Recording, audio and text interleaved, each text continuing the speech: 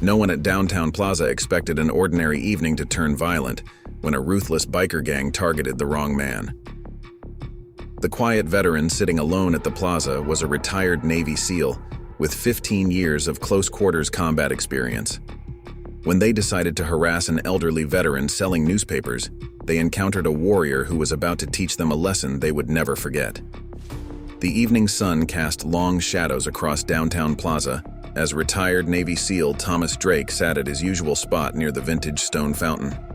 Just 8 days had passed since he'd completed his final mission in Yemen, and the civilian world felt like an alien landscape he couldn't quite navigate. His scarred hands wrapped around a paper coffee cup, steam rising into the crisp autumn air as he scanned the perimeter with practiced efficiency. At 42, Drake's face carried the weight of countless classified operations.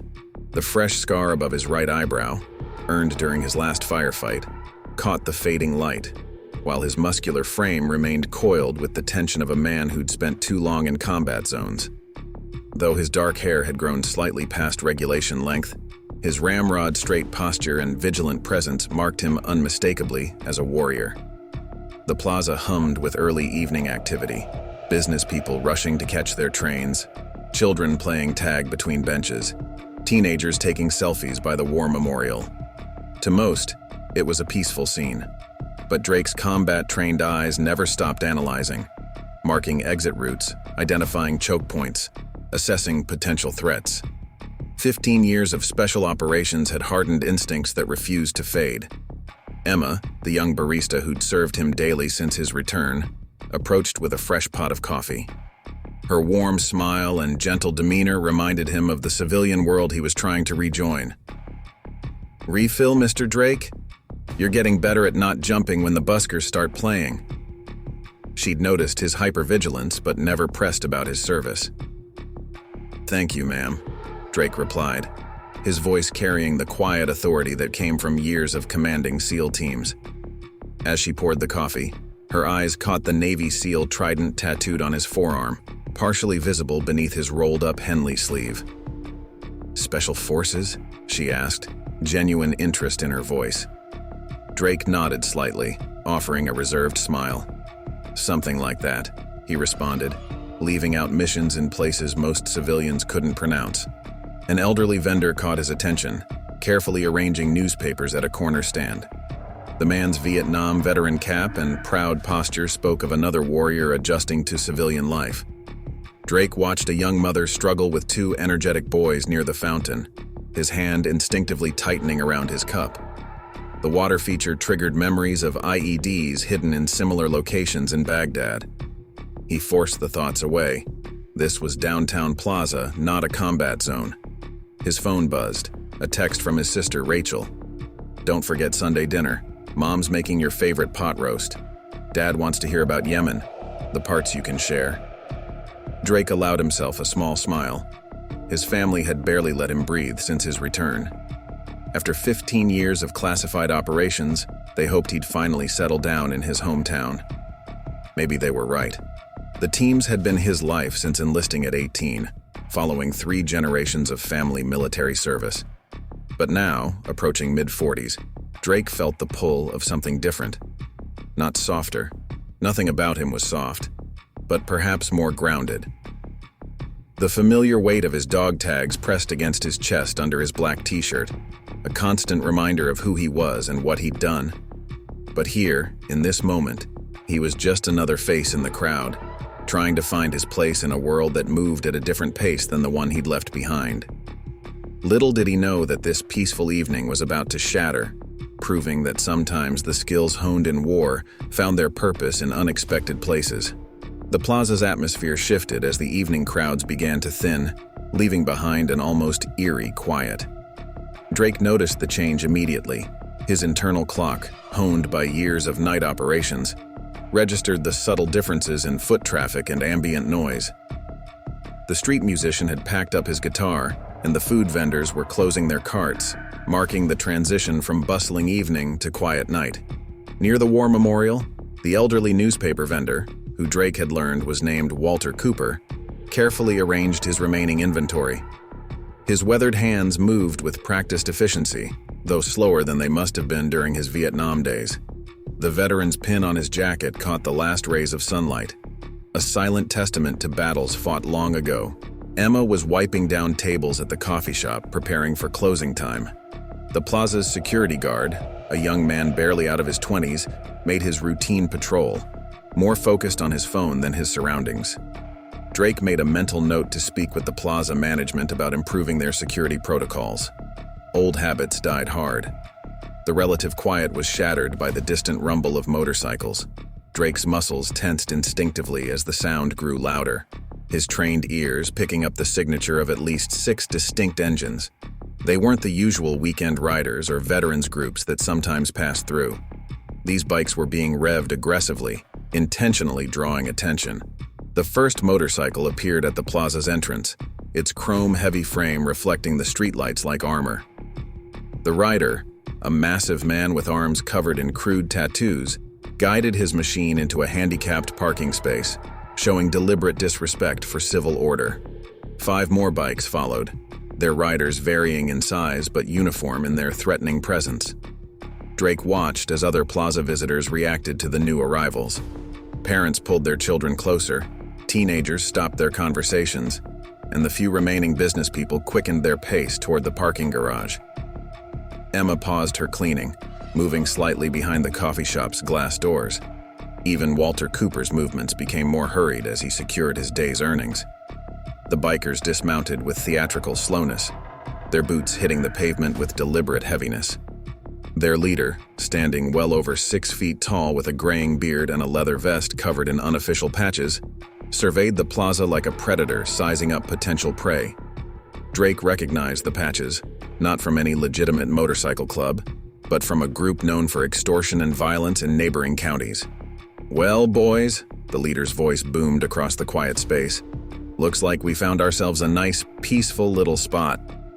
His followers laughed on cue, the sound echoing off the plaza's brick walls. Drake counted weapons, 3 visible knives, 2 likely concealed firearms based on their movements, and 1 chain wrapped around a biker's waist like a belt. The young security guard had frozen in place, his hand shakily reaching for his radio. Drake knew backup would take at least 10 minutes to arrive, if the kid even managed to make the call. The plaza's cameras had blind spots. He'd noticed them during his daily visits, and the bikers had positioned themselves perfectly to exploit them. 2 of the gang members began walking toward Walter's newspaper stand, making a show of browsing magazines while boxing the elderly veteran against his cart. The leader and 2 others spread out, establishing control over the central area. The 6th biker, notably younger and more nervous than his companions, hung back near their motorcycles. "Hey, old-timer," one of the bikers called out to Walter, his voice carrying artificial friendliness. "That's a nice little business you got here. Shame if something happened to it." He picked up a magazine, deliberately dropping it into a puddle. Oops, butter fingers. Walter stood straighter, his Vietnam veteran's training visible in his stance despite his age. "I've been here 20 years, he said firmly. "Never had any trouble and don't want any now."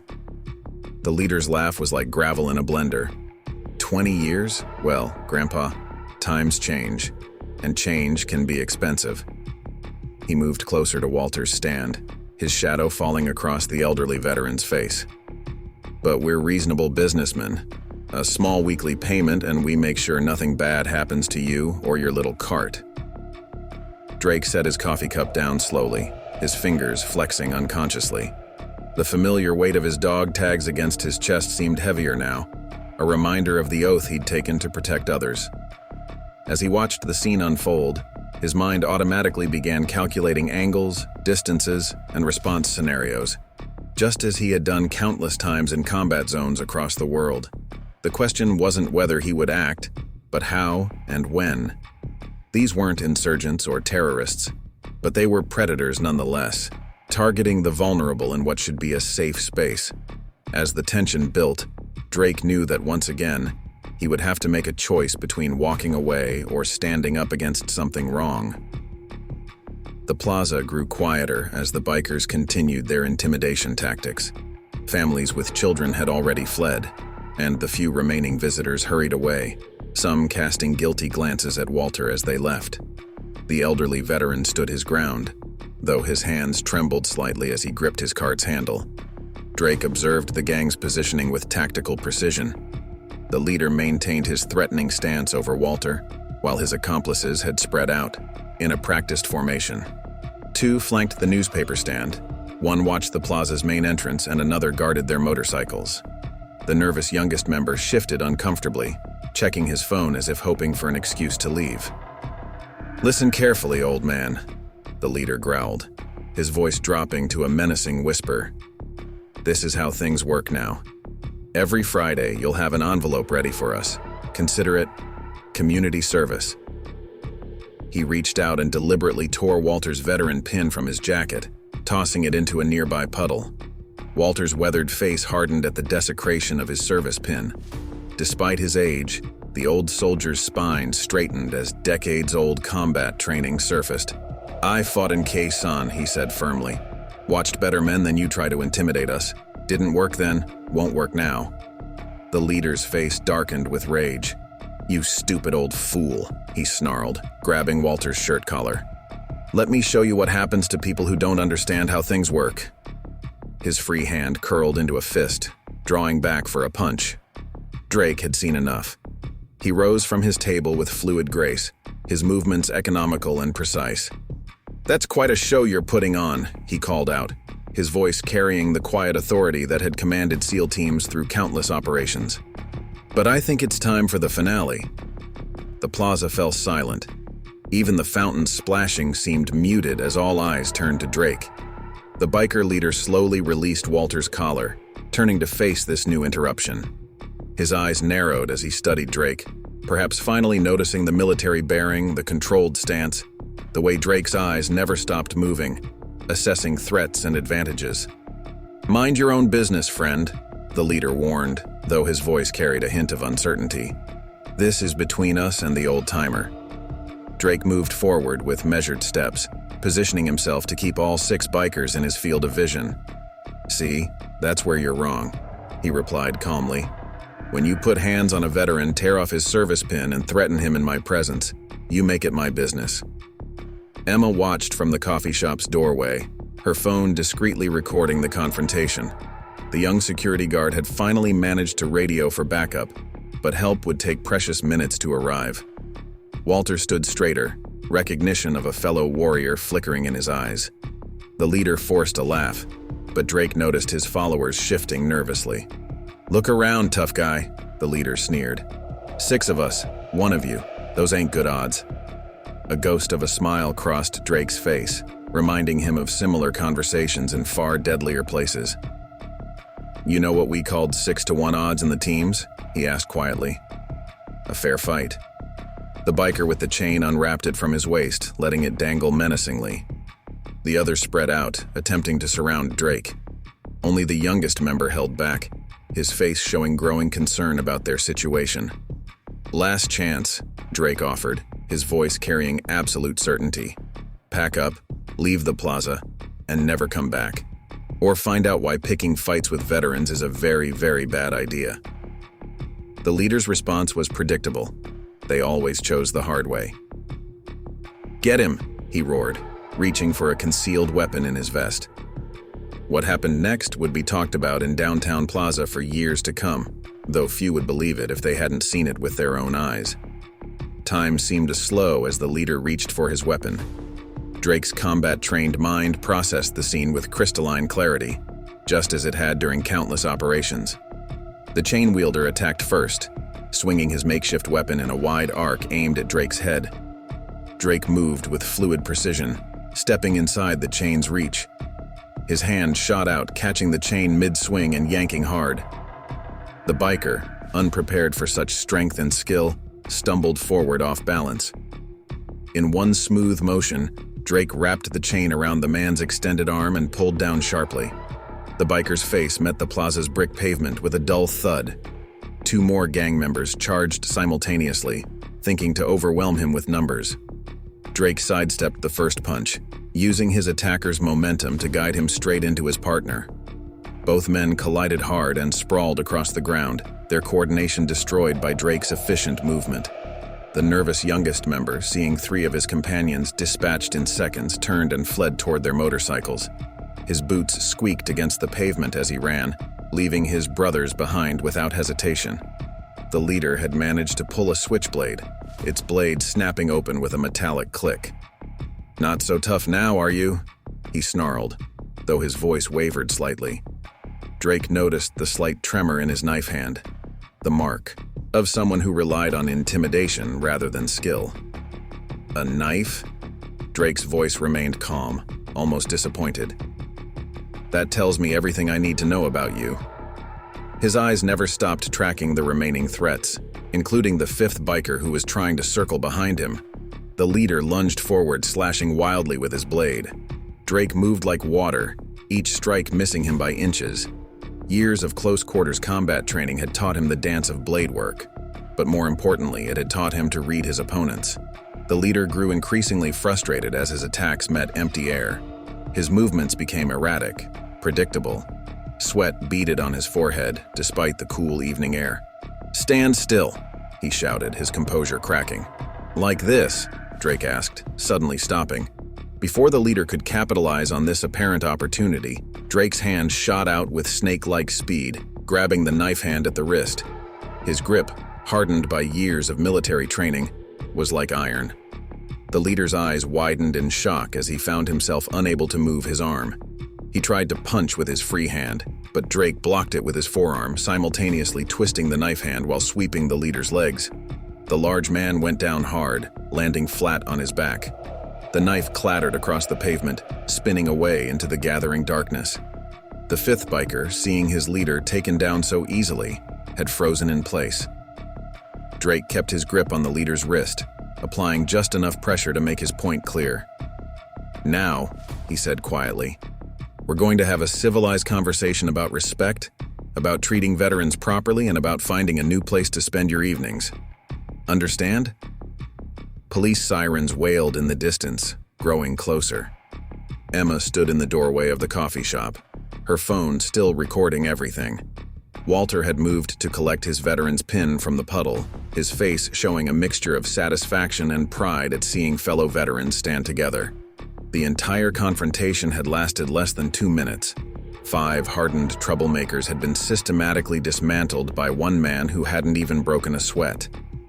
Drake maintained his hold on the leader, who now lay completely subdued, all his bravado replaced by the realization that he had severely underestimated his opponent. The plaza had fallen completely silent, except for the approaching sirens and the gentle splashing of the fountain. Those few witnesses who had remained to watch stood in stunned silence, their phones recording every moment of what would soon become a viral sensation across social media. As red and blue lights began to paint the plaza walls, Drake looked down at the leader, his voice carrying the weight of countless battlefield experiences. "Next time you think about targeting veterans," he said quietly, "remember this moment. Remember what happened when you picked a fight with someone who actually knows how to fight back." 2 police cars pulled into Downtown Plaza, their sirens fading as they parked. Drake maintained his restraining hold on the biker leader, who remained pinned against the brick pavement. Officer Michael Rodriguez stepped out of the first patrol car, immediately assessing the scene before him. His partner, Officer Lisa Chen, moved to secure the perimeter, keeping the small crowd of onlookers at a safe distance. "Evening, officers," Drake called out calmly, still holding the leader in a practiced restraint hold. "Perfect timing." Emma rushed forward from the coffee shop, her phone extended. "I recorded everything," she said breathlessly. "These men were threatening Mr. Cooper, trying to extort money from him. They damaged his property and assaulted him. Then they attacked Mr. Drake when he intervened. I have it all on video." Walter stepped forward as well, his veteran's pin now back on his jacket, though slightly bent. "That's correct, officers. They threatened me, demanded protection money, and tried to intimidate me. This young man protected me when they turned violent." Other witnesses began speaking up, several holding up phones that had captured the incident. Officer Chen methodically collected contact information, while Rodriguez approached Drake and the subdued leader. "Found this?" Chen called out, picking up the switchblade from where it had fallen. She secured it in an evidence bag, along with the chain that lay nearby. Drake finally released his hold on the leader, stepping back smoothly as Officer Rodriguez took control. The biker groaned as he was helped to his feet and handcuffed. "You're that spec ops guy, aren't you?" Rodriguez asked Drake while securing the cuffs. "The one who just moved back to town?" Drake nodded slightly. "Thomas Drake, recently retired." The leader's face paled at this information, his remaining gang members looking even more uncomfortable as they realized they had picked a fight with a highly trained combat veteran. More police cars arrived, along with a small crowd of reporters attracted by the social media buzz that was already spreading. Videos of the incident were being shared rapidly online, showing how Drake had handled multiple attackers with minimal force and maximum efficiency.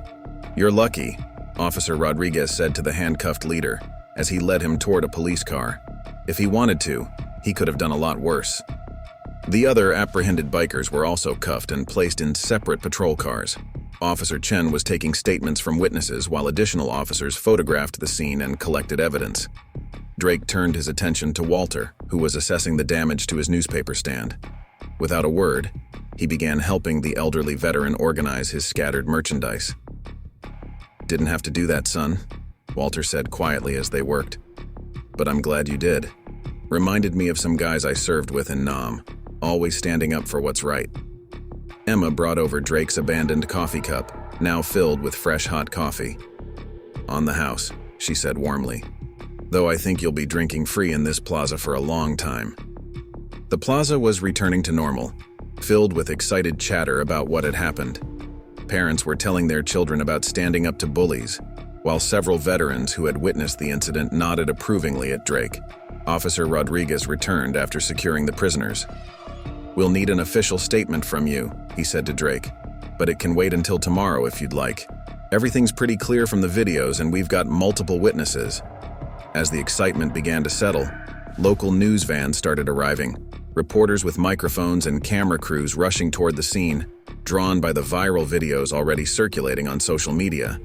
Drake noticed them approaching and quietly stepped behind Walter's restored newsstand, avoiding the attention.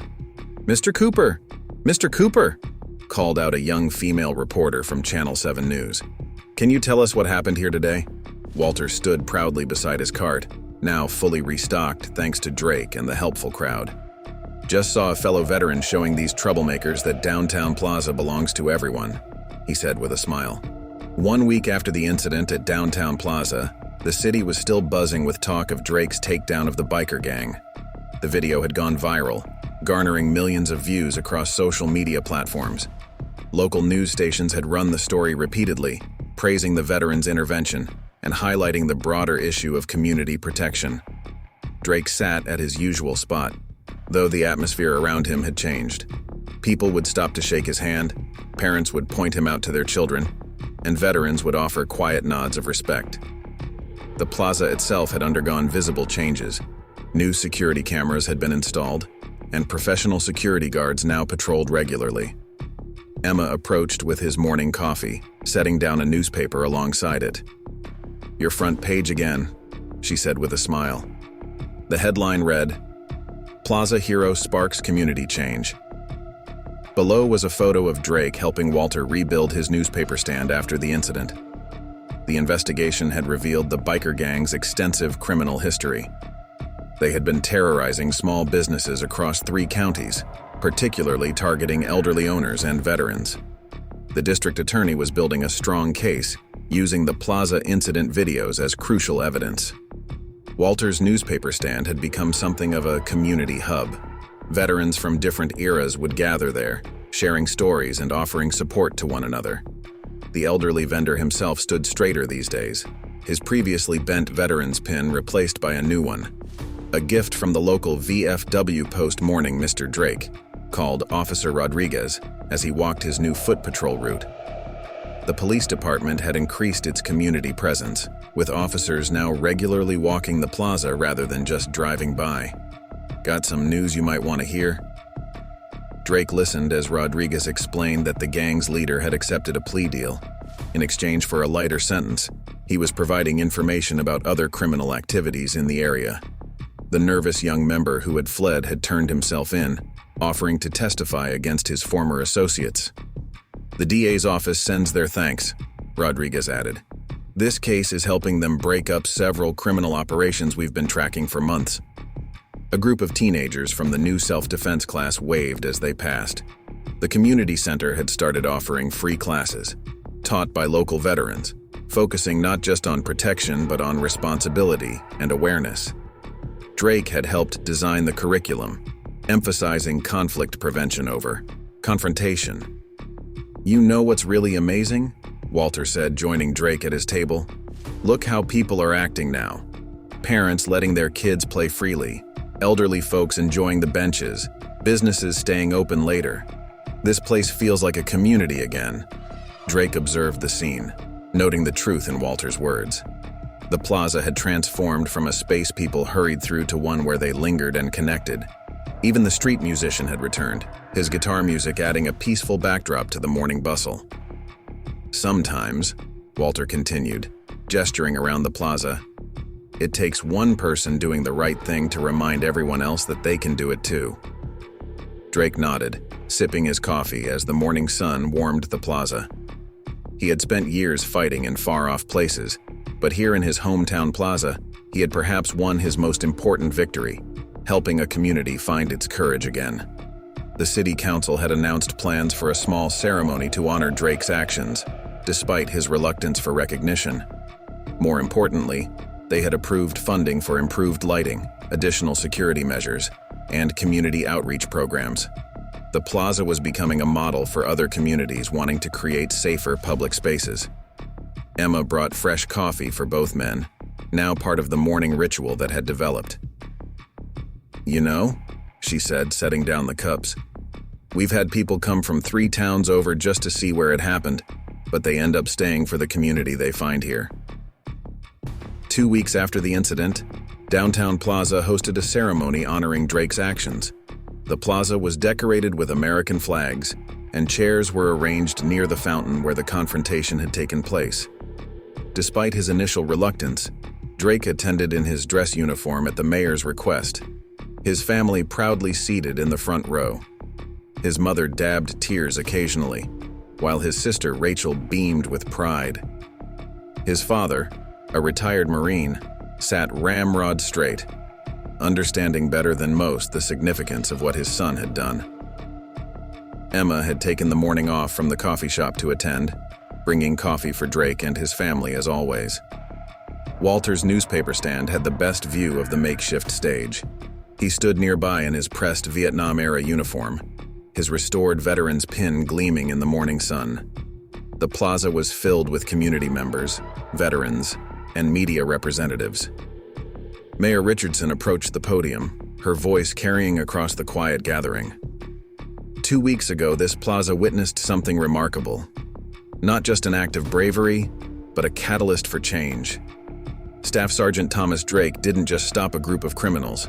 He awakened something in our community. The crowd listened intently as she continued. "Since that day, our city has transformed. Crime rates have dropped significantly. Local businesses report increased patronage. Senior citizens feel safer. Young people are learning about responsibility and community service. But most importantly, people have remembered what it means to stand together." Drake shifted uncomfortably in his chair as the mayor detailed the changes. A group of motorcycles approached, causing some initial tension until people recognized the American Legion riders rolling in, their bikes gleaming and decorated with American flags. They parked in formation and joined the ceremony, their leather vests covered with military patches. The Legion riders' leader, a gray-haired Vietnam veteran, approached the stage. "We heard about what happened here," he said into the microphone. "Rode down from 3 states away to show our support." They presented Walter with a new veteran's pin, marking him as an honorary member of their group. Local business owners took turns speaking about the plaza's transformation. The coffee shop announced a veterans discount program. A martial arts instructor offered free self-defense classes for seniors. The plaza management unveiled plans for improved lighting and security measures. "See what you started?" Walter said quietly to Drake during a pause in the speeches. "One small stand against bullies, and look how it spread." Drake's father leaned in. That's how it works, son. Sometimes the biggest battles we win aren't the ones with guns and tanks, they're the ones that remind people of their own strength. The Legion riders lined up for a parade lap around the plaza. Children waved flags, veterans saluted, and the morning sun glinted off their chrome. The rumble of their engines carried a different message now. Not intimidation, but protection and respect. As the ceremony concluded, Drake noticed something significant. The plaza had become more than just a public space. It was now a symbol of community resilience, a place where people looked out for each other. Veterans from different eras shared coffee and stories at Walter's stand. People helped elderly residents with their shopping. The street musician taught free guitar lessons to at-risk youth. The mayor presented Drake with a key to the city, though he was more moved by the handwritten cards from local children and the quiet thanks from elderly residents who could now enjoy their plaza without fear.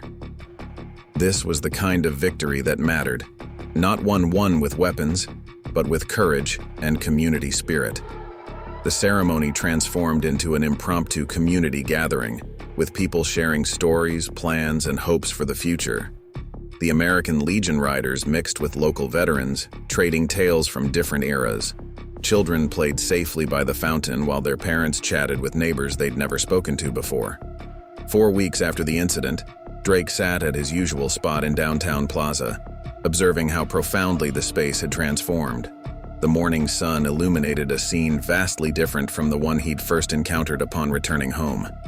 The plaza had become a model of community revitalization, studied by neighboring cities looking to implement similar changes. Walter's newspaper stand now served as an unofficial veterans support center. A schedule posted on its side listed weekly meetings, PTSD support groups, VA benefits workshops, and job placement assistance for returning service members. The former biker who had fled the confrontation now volunteered there, helping other young people avoid the path he'd nearly taken. Emma approached with Drake's coffee, now served in a personalized mug the regulars had given him. "You should see the community board," she said, gesturing to the new installation near the fountain. Every slot's filled with neighborhood watch schedules, youth programs, and veteran support initiatives. The plaza's physical transformation was equally striking. New security cameras covered previous blind spots, while improved lighting eliminated dark corners. The fountain area, once a source of anxiety for Drake due to its similarities to combat zones, had been redesigned with input from veteran groups to create clear sightlines and multiple access points. Officer Rodriguez and his partner now maintained a regular presence, not just patrolling, but engaging with the community. They knew most regulars by name, creating the kind of relationship between law enforcement and citizens that Drake had seen work effectively in stabilized combat zones. "Remember when people used to hurry through here looking at their phones?" Officer Chen asked during her morning rounds. "Now they stop and talk, actually knowing their neighbors." The self-defense class had evolved into a comprehensive community safety program. Drake occasionally guest lectured, teaching not just protection techniques but situational awareness and conflict resolution. The teenagers who had once loitered by the fountain now helped elderly residents with their shopping and volunteered at community events. A group of American Legion riders pulled into their now reserved parking spots, their bikes gleaming in the morning sun.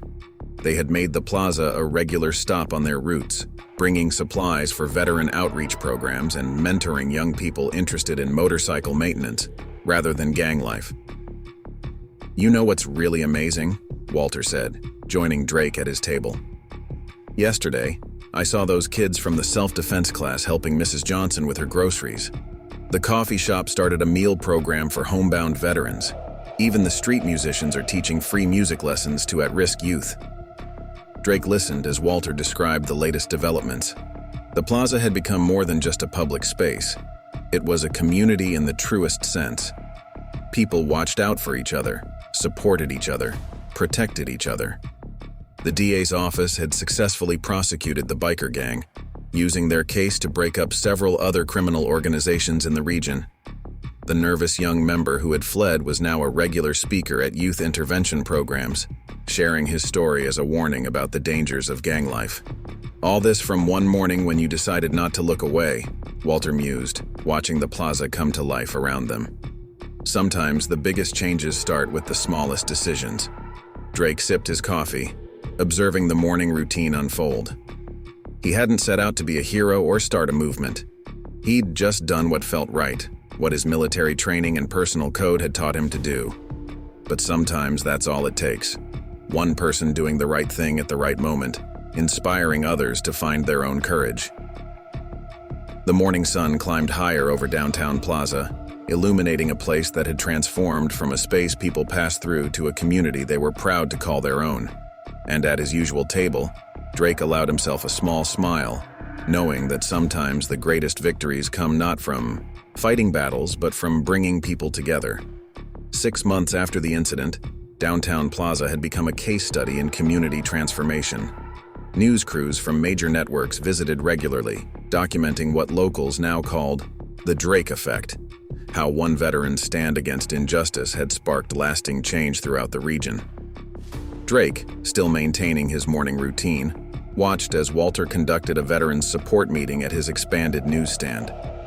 The once simple cart had evolved into a proper kiosk, complete with a small office space where veterans could get assistance with benefits paperwork or job applications. The nervous young biker who had fled that fateful night was now Walter's full-time assistant, his reformed life serving as inspiration for others seeking change. The plaza's physical transformation was striking. New landscaping provided clear sightlines while maintaining aesthetic appeal. Security cameras were discreetly integrated into the architecture. The fountain, once a source of combat-triggered anxiety for Drake, now featured a memorial to local veterans from all eras, its design specifically crafted to be both beautiful and tactically sound. Emma's coffee shop had expanded, adding an outdoor seating area that doubled as a community gathering space. "Remember when we used to worry about staying open after dark?" she asked, bringing Drake his usual order. "Now we have to extend our hours to accommodate all the community programs." The self-defense program had grown into a comprehensive youth development initiative. Teenagers who completed the course could intern with local businesses or volunteer with veteran outreach programs. Many formed a junior auxiliary to the American Legion Riders, learning motorcycle maintenance and responsible riding instead of seeking thrills with criminal gangs. Officer Rodriguez, now promoted to community liaison, stopped by Drake's table. "Got some numbers you might appreciate," he said, sharing crime statistics. Downtown Plaza's transformation had sparked a ripple effect. Neighboring areas reported significant drops in criminal activity as communities implemented similar programs. The biker gang's former territory had been reclaimed by legitimate motorcycle clubs, who now patrolled the area as community guardians. The Legion Riders had established a permanent chapter in the plaza, their presence a reminder that power could be used to protect rather than intimidate. "You've started something bigger than yourself," Walter observed, joining Drake with his morning coffee. "Yesterday I had calls from 3 other cities asking how to implement our Veterans Support Network. The mayor's office is flooded with requests for our community safety guidelines." Drake listened as Walter described the latest developments. The plaza's transformation had caught the attention of federal agencies studying community revitalization. Researchers documented how the combination of veteran leadership, community engagement, and local law enforcement cooperation had created a sustainable model for urban renewal. The district attorney's successful prosecution of the biker gang had led to broader investigations, dismantling several criminal networks across the state. The young member who had chosen reform over retaliation now spoke at police academies about the importance of community-oriented law enforcement. Sometimes, Walter mused, watching a group of teenagers help an elderly veteran with his groceries. The right person at the right moment can change everything. You didn't just stop some thugs, son. You showed people they could take back their community.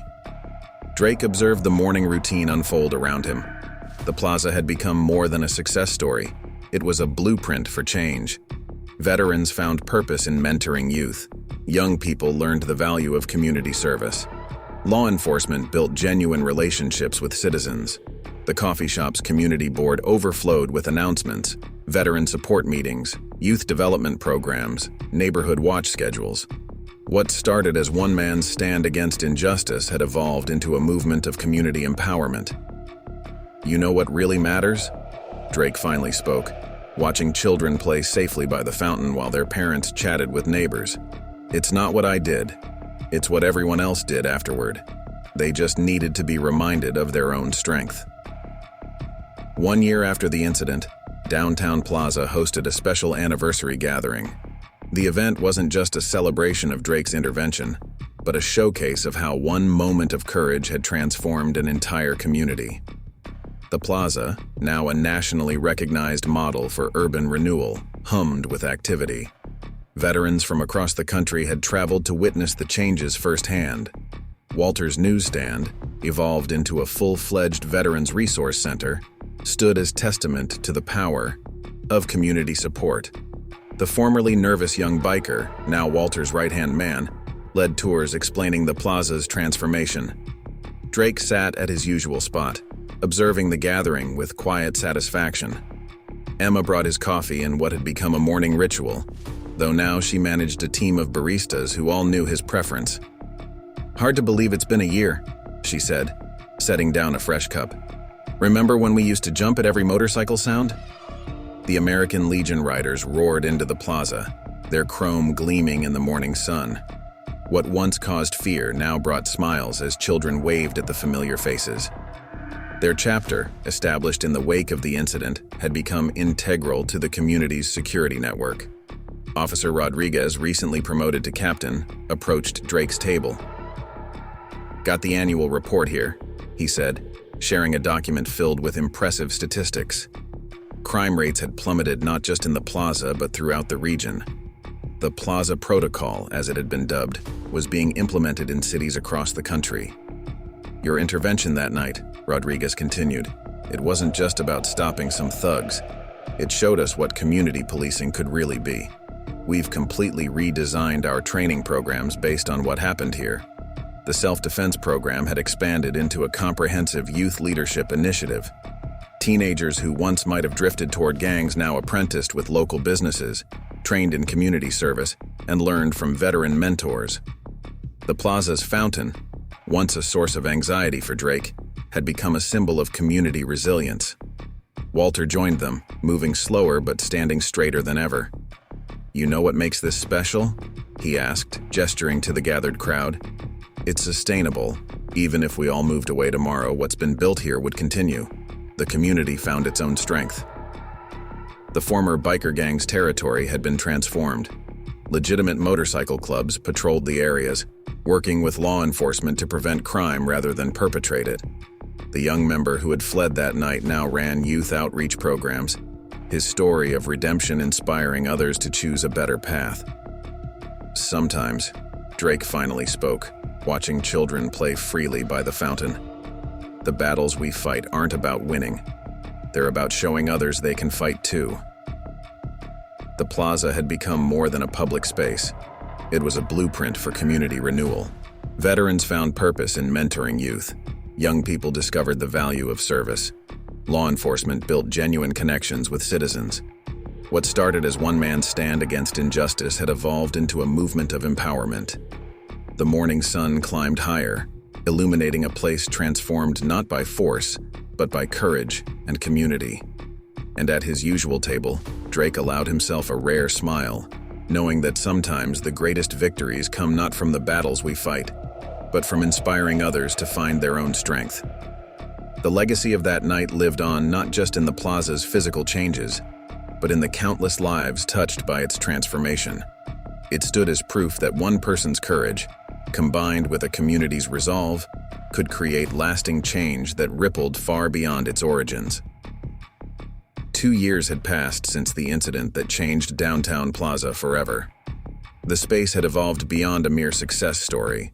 It had become a national model for community transformation. On this anniversary, Drake arrived to find the plaza hosting an international conference on community renewal. Delegates from cities worldwide filled the space, studying how a single act of courage had sparked lasting change.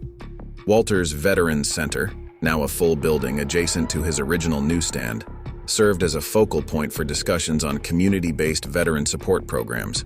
The former biker who had fled that night now directed youth outreach across 3 states. His program had successfully diverted hundreds of young people from gang life, using the plaza's transformation as a blueprint for personal change. Standing at the podium, he shared his journey from fear to redemption. 2 years ago, I ran from this plaza in terror, he told the gathered crowd. Today, I run toward opportunities to help others find their way back. One man's courage showed me there's always another path. Drake observed from his usual spot, the familiar weight of his coffee cup in hand. Emma's coffee shop had franchised, with each location incorporating community spaces and veteran support programs. The Plaza model, as it was now known, had been documented in academic studies and government reports. Officer Rodriguez, now police commissioner, shared the latest statistics. Crime rates had dropped by 70% across the region. More significantly, community engagement in law enforcement had created sustainable safety networks that didn't rely solely on police presence. The real victory, Rodriguez explained to visiting officials, wasn't in stopping criminals. It was in showing communities how to prevent crime through connection and support. The American Legion Riders had expanded their presence, establishing chapters in cities nationwide. Their chrome-clad members now served as mentors, community guardians, and living proof that power could protect rather than intimidate. Walter, though slowed by age, remained the plaza's heart. His Veterans Center had helped thousands navigate the challenges of civilian life. "We don't just offer services," he told visitors. "We build brotherhood. Every veteran who walks through those doors becomes part of something bigger." The self-defense program had evolved into a comprehensive youth development academy. Graduates went on to careers in law enforcement, community service, and veteran support. Many returned as mentors, creating a self-sustaining cycle of positive influence. "You know what makes this work?"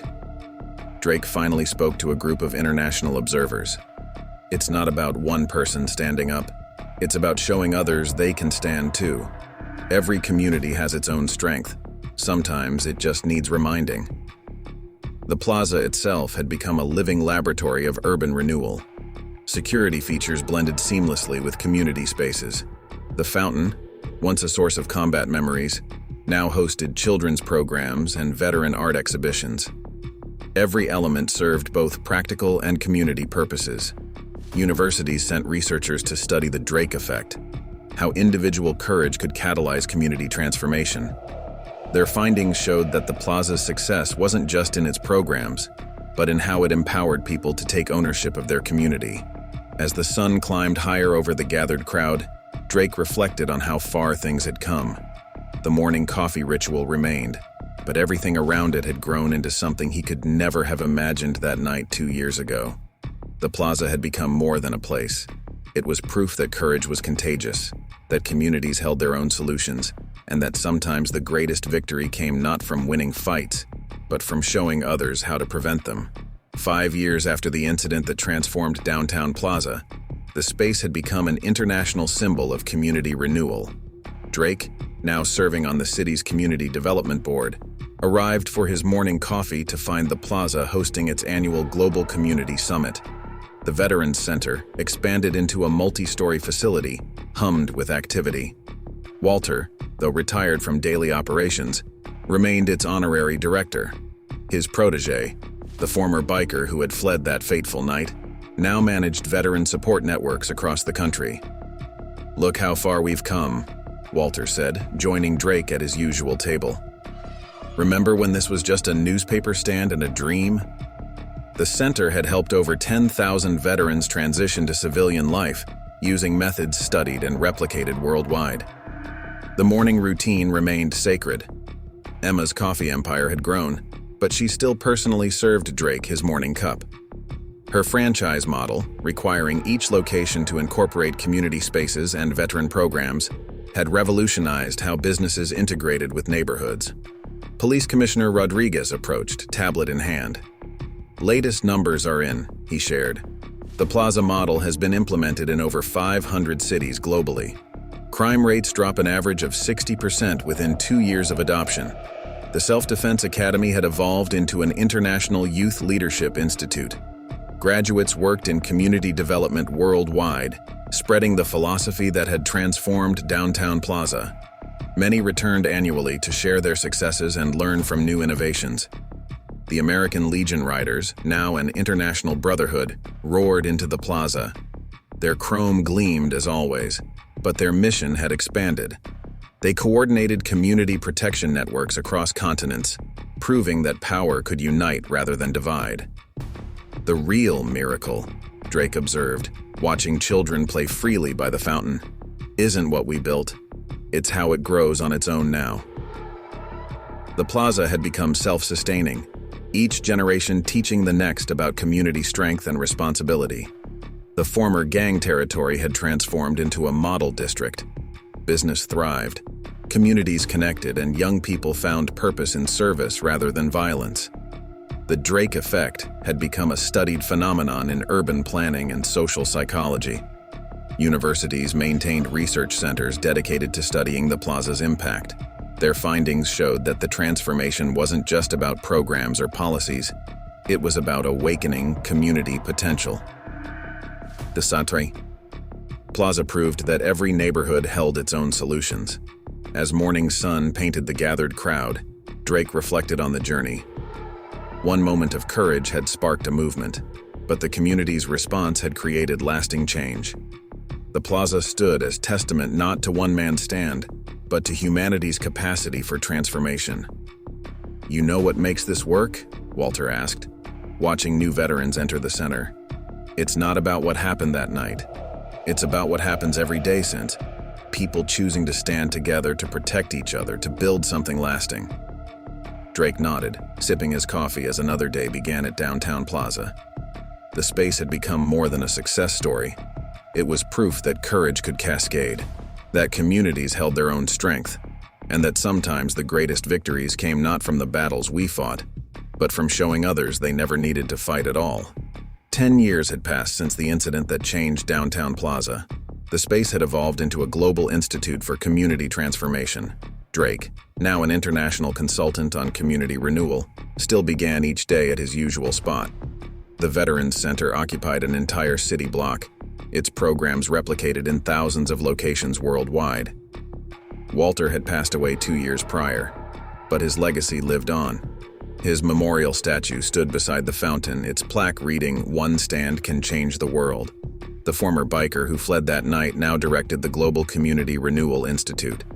His journey from gang member to community leader inspired millions. "Walter taught me that redemption isn't just possible, it's contagious," he often said. Drake watched the morning routine unfold. Emma's coffee shops had become community hubs across 6 continents, each following the plaza protocol.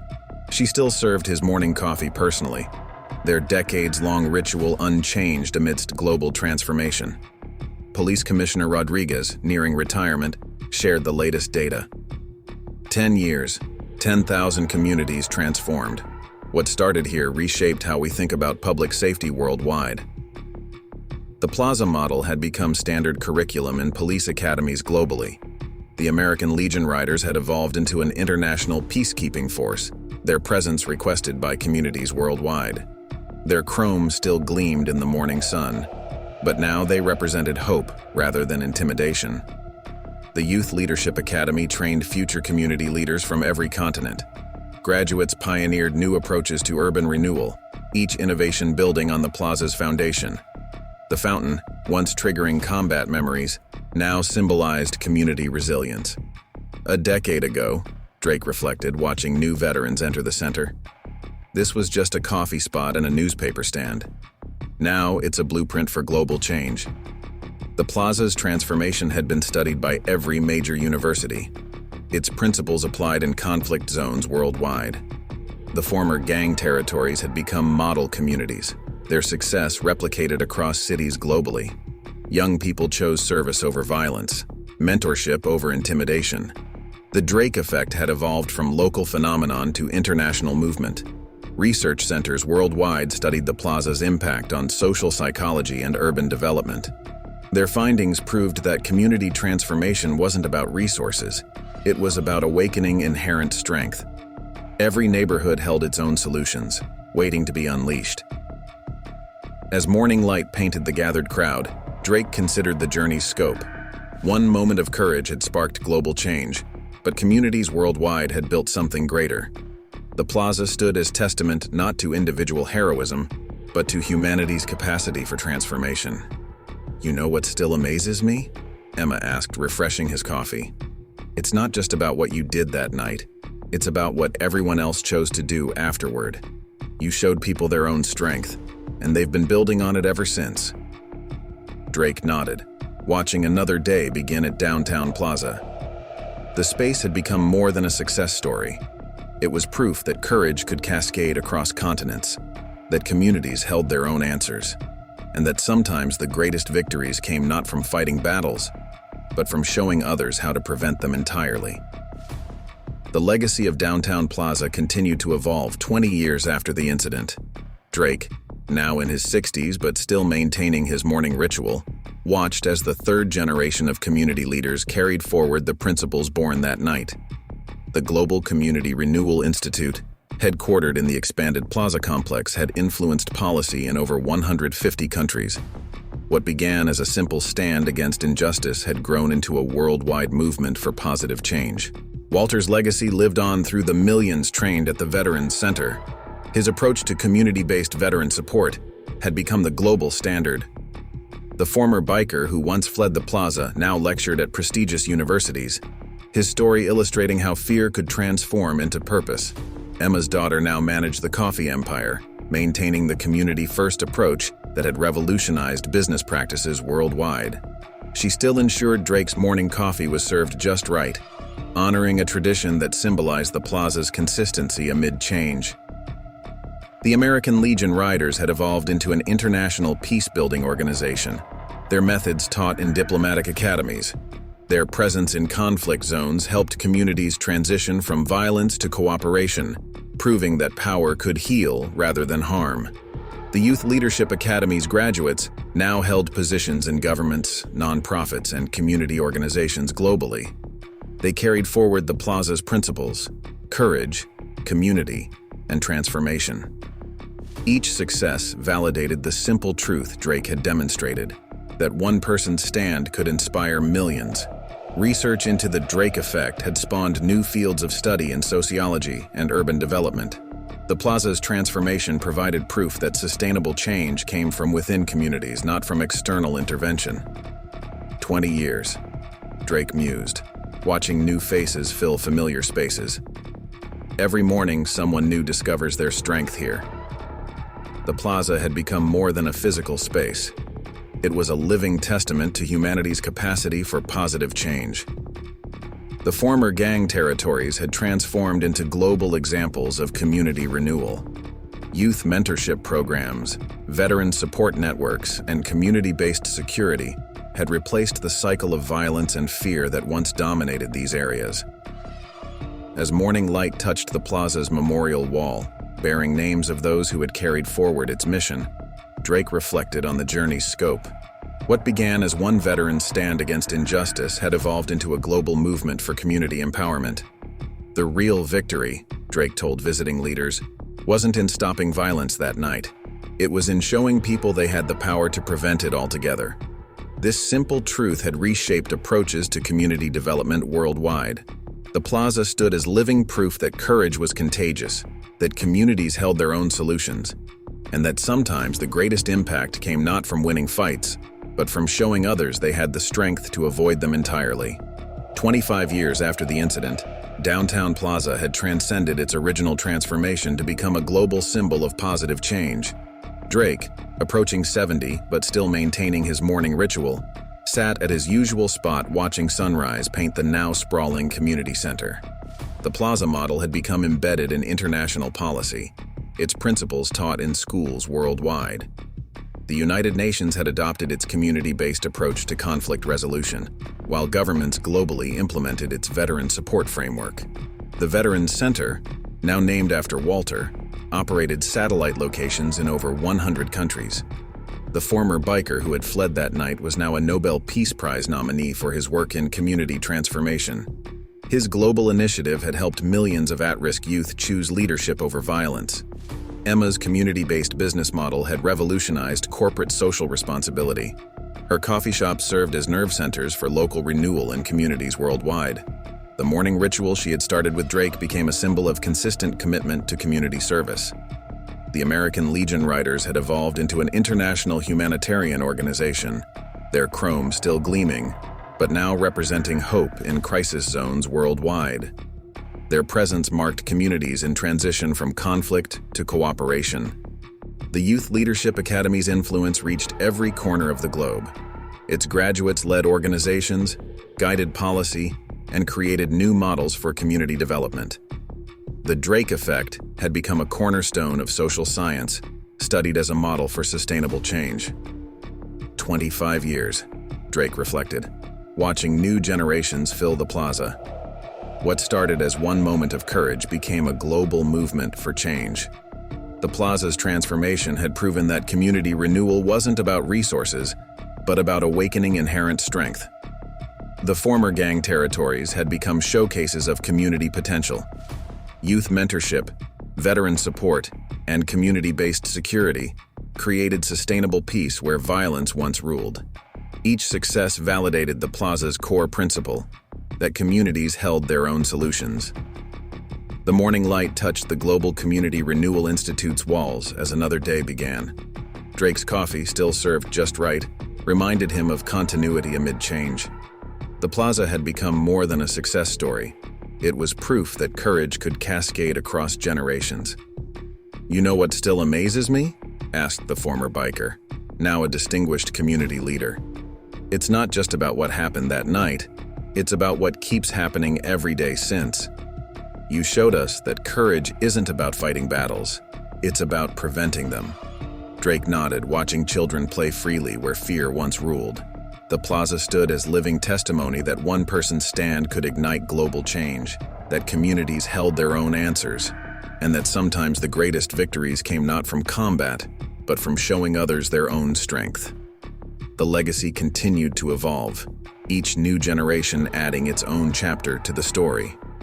What began as one veteran's stand against injustice had become a worldwide movement for positive change, proving that sometimes the most powerful force for transformation was simply showing people their own potential.